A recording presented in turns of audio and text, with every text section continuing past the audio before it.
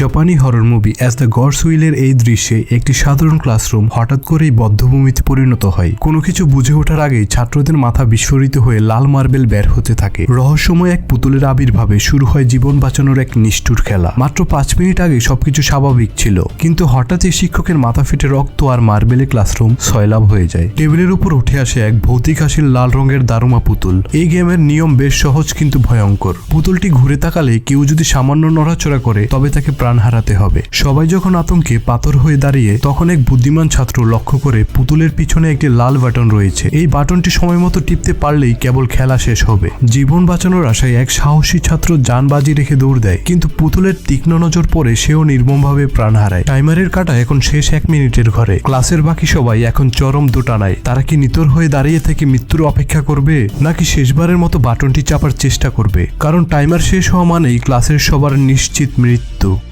আজ এই পর্যন্তই, কথা হবে আগামী পর্বে।